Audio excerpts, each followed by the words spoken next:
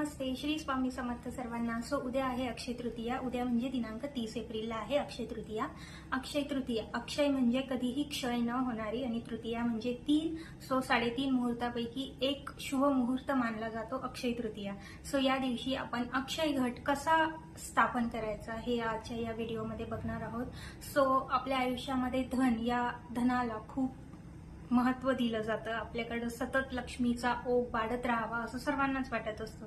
So यासाठीच आजचा हा अक्षय घट कसा स्थापन करायचा अक्षय तृतीयेला हे आपण बघणार आहोत। सो त्यासाठी घ्यायचा एक तांब्या म्हणजे घट, त्यावर एक स्वस्तिक बनवून घ्यायचा आहे। तांब्याचा नसेल तर पितळेचा सुद्धा चालेल। दोन्हीही धातू हे गुरुग्रहाचं प्रतिनिधित्व करत असतात। सो त्याला एक असा हार अर्पण करून घेतलाय।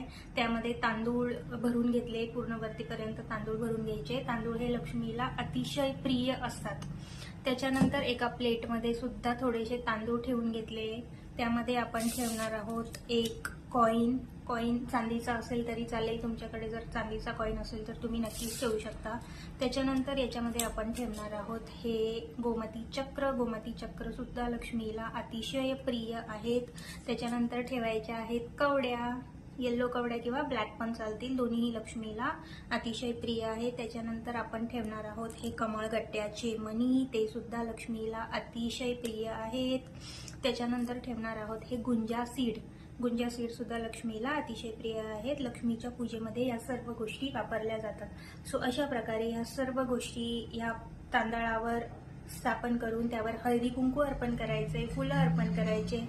त्याच्यानंतर या तांब्याच्या घटावर ही प्लेट अशी ठेवून हा अक्षय घट आपल्या देवघरात, आपल्या पूजास्थानाजवळ हा उद्याच्या दिवशी स्थापन करायचा आहे। तुम्हाला जितकं काही करता येईल याच्यावर तितकं इनोव्हेटिव्ह क्रिएटिव्ह तुम्ही करू शकता। त्याच्यानंतर महालक्ष्मीचा ओम महालक्ष्मी नमः या मंत्राचा जाप करायचा 108 वेळा आणि ह्या गोष्टी उद्या तिथे स्थापन करायच्या आहे। त्याच्यानंतर पूर्ण एक दिवस आणि रात्र ह्या गोष्टी पूजा घरात तिथेच राहू द्यायच्या आणि दुसऱ्या दिवशी हे तांदूळ आपल्या नेहमीच्या तांदळामध्ये मिक्स करून टाकायचे, काही पक्ष्यांना अर्पण करायचे। आणि ह्या ज्या गोष्टी आपण काही स्थापन केल्या, एक गोष्ट विसरली, याच्यामध्ये तुम्ही गुलाबाच्या पाकळ्या जरूर टाका, तुमच्याकडे जर असतील तर त्या सुद्धा लक्ष्मीला अतिशय प्रिय आहेत।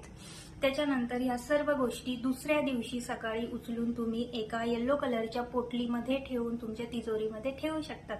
याने धनलक्ष्मी, धनाचा ओघ तुमच्याकडे सतत सुरू होईल आणि तो अक्षय असेल, कधीही न संपणार।